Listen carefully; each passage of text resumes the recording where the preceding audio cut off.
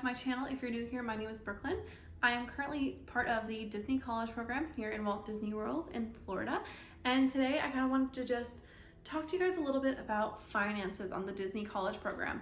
Now I know for me personally, finances was a big part of my life that I had to make sure was in order so I could start the DCP, because if I can't afford to live here, I can't move here. So I just wanted to talk to y'all really quickly about how finances work, give you some tips that I kind of used throughout my college program both times to make sure that I was financially stable enough to do the college program.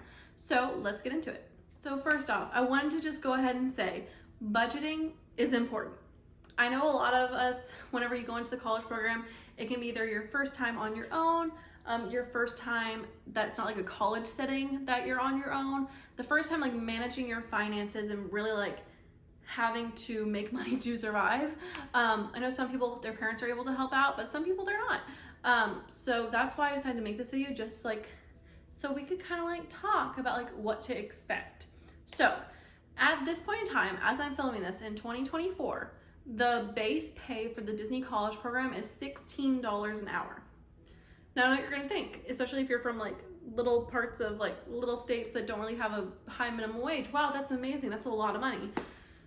It's not really, not by Orlando standards. So Disney is a very expensive area to live in, if you didn't know.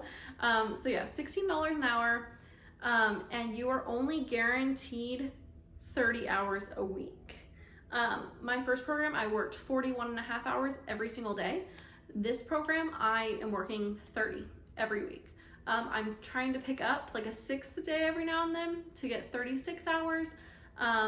But yeah, so that's something you kind of have to keep in mind. So that, even though 30 hours is like a $400 something paycheck, which is okay. It's not great, but it's still okay.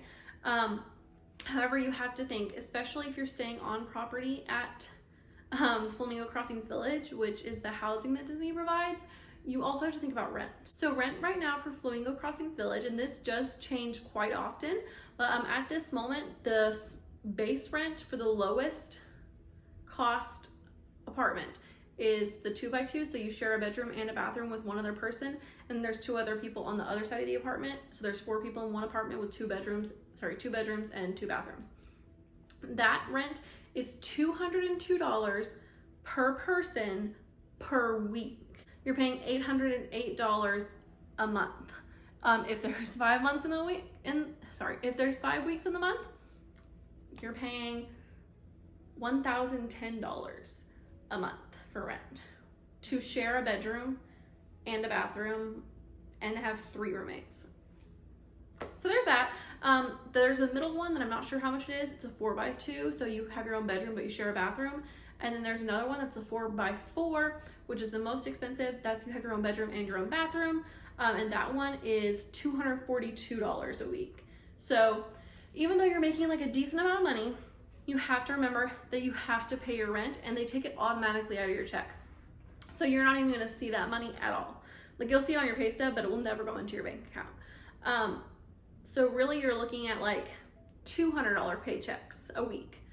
We do get paid weekly, which is nice. It's on Thursdays. But yeah, so like about $200 paychecks if you're living on campus at Flamingo Crossings Village. And then with that, if you're driving, you have to think of gas. They do provide bus transportation. So I personally took advantage of that, and I took the bus everywhere. Even though I had my car, gas in Florida is so expensive. It's like $3.50 a gallon. Like I'm used to my Tennessee gas where it's like $2 and something. So moving to Florida where gas was so expensive was kind of a shock. So I just took the buses. Yes, it takes longer. You have to leave for work earlier. You have to be cramped in this bus with a bunch of people, but really it is something that you kind of probably need to do. So if you're gonna drive, you have to think about gas budgeting as well as food, because they don't provide you food at all. There's no meal plans, there's no nothing. You have to go to the store, buy your groceries, cook your own meals. So there's that, put that out there. Now here are some of my suggestions, what I did and what I think would be helpful for someone who this is their first time doing the college program, and they want to make sure that they're able to stay financially stable so that they don't have to leave mid-program because they have run out of finances. So my first one is don't spend like crazy when you first get here. I know it can be super overwhelming and you can get so excited whenever you first get to Disney. You're like, I'm an employee now, I have my blue ID, I can go get that 20% off discount. Or like if you were like me, whenever I got here, the discount was 40% because they were doing like a special promotion. So like, oh, I have this $40% discount. Let me go buy everything. A lot of people do this, a lot. And it is not good because then you have people posting in the buy, sell, and trade group trying to sell all of their things because they've realized, oh, I don't have enough money for my student loan. Oh, sorry, my air conditioner just turned on. Oh, I don't have enough money to buy groceries this week. Don't spend a bunch when you get here. Think of 1 or 2 souvenirs that you really want to commemorate the beginning of your college program with and stick with those ones. Also, if you go into the parks, bring a snack with you. Do not go crazy buying a bunch of snacks and buying everything you want in the parks either when you first get there, when you have those few days before you get your blue ID and you're like, oh, they give us these tickets so we can go into the park, so let's like spend all our money then. Not a good idea, don't do it. My second tip is to try to come with a small savings. Now this is not a requirement, obviously. My first program, I think I came here with like $100 in my pocket. This program was much better. I had like about $1,000 worth of savings, so I was much more comfortable. But you're not getting paid right away whenever you get here. You get here on a Monday, that's check-in. Your tradition is until Friday, usually. And then you have that, and then there's another class on Saturday usually, and you'll get paid for those 2 things the following Thursday. So you get there and you're essentially not getting paid for a week and a half, and what you're getting paid for is only going to be about $100 because you didn't really do much that first week. Sometimes they'll start you in training earlier. Like I, for my second program, was an alumni, so I didn't have to do traditions in my other class. So I went right into training on Friday. So I had 2 full days of pay on Friday and Saturday instead of like the little one they give you for the classes.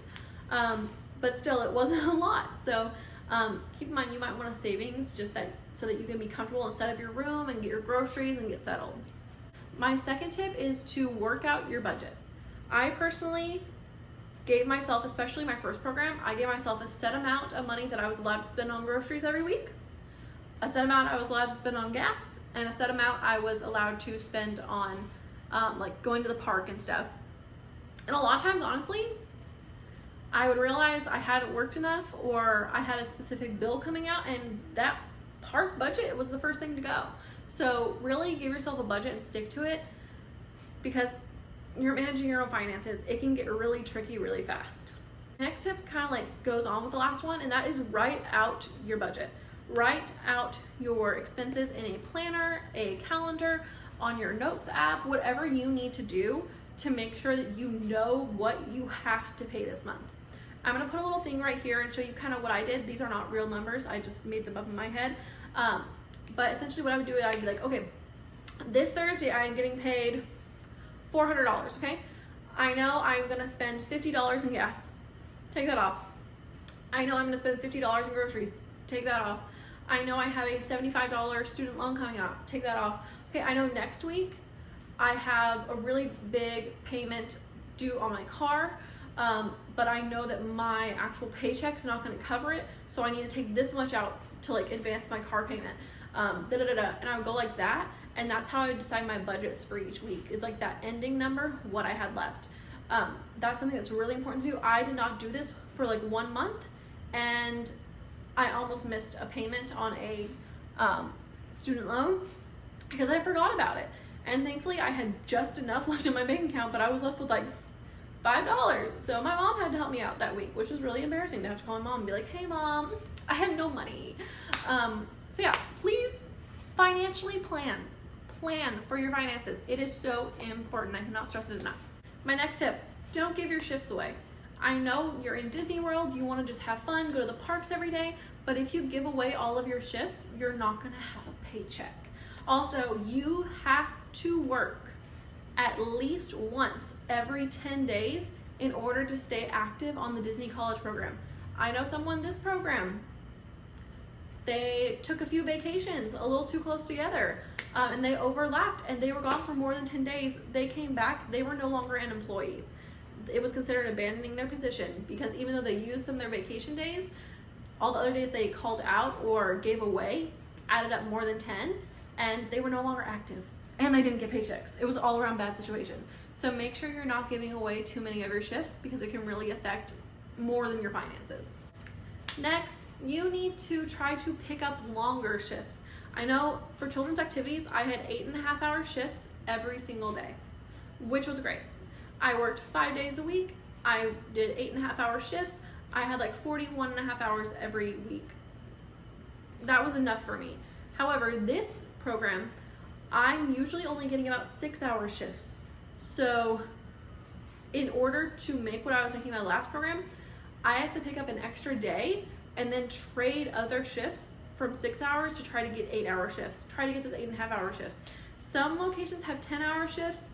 Not a lot do. I've never been able to pick one up. So there's that.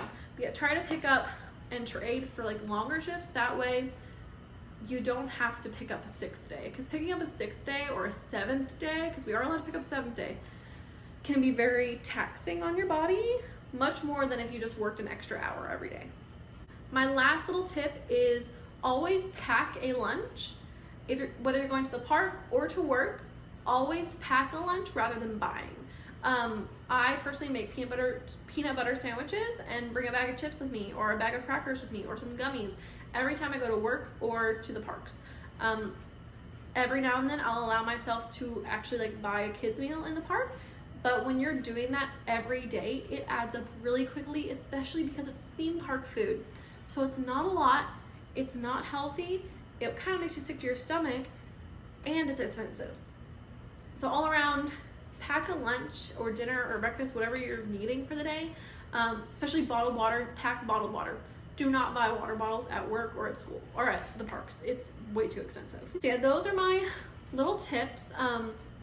My last little thing I'm gonna say is have fun. I know this was kind of a serious video, but really have fun. The college program is such an amazing opportunity that you get to be a part of. I'm so happy that I've been able to do 2, and that I was able to extend this one and do it a little longer. I was supposed to leave in May, if you didn't know, and I'm still here. So I'm so happy about that. I have moved out of Flamingo Crossings. If you are financially able to do that, do it. I love living off campus and living and doing my own thing. I do have a second job, and I actually just got a new job today. The other one was kind of temporary. This one is going to be a permanent job, so I am permanently working full-time somewhere else, and then I'm doing Disney on the side. But yeah, have fun. It's amazing. You get free entry to the parks. You get a lot of great networking opportunities. You get to see behind the scenes how the magic happens, all that. But be responsible. Be responsible with your finances. Be responsible with how you act and talk at work and at work, because you are there are people watching. Just so you know. You can go be crazy after work if you want, but just know it does get back to people, and if they find out you were wearing your name tag or your costume while you were acting a fool, they will find out. But yeah, be responsible, have fun, and because even though money is a big factor, because if you don't have money, you'll have to leave and go home, because they're not gonna let you just skip out on rent. They might give you a pass one time, but you have to pay that the next paycheck, and it's a business. They have to make their money, and you need to make yours. So go ahead, have fun, be responsible, make some magical moments. This is the end of my little rant. So overview, you make $16 an hour. You're only guaranteed 30 hours a week. I do know some people that work like 52, 55 hours a week. I could never, but they do it. So more power to them. But yeah, $16 an hour, 30 hours a week, and rent can be anywhere from $202 to $242. This will be going up in January, I'm pretty sure.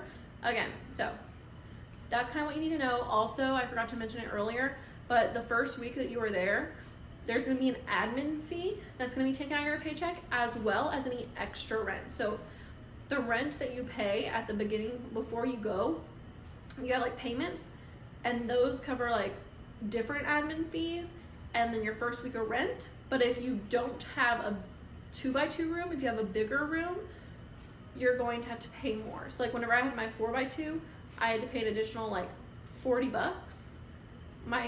in my first paycheck because I'd only paid enough for a 2x2, if that makes sense. So yeah, forgot about that, but yeah.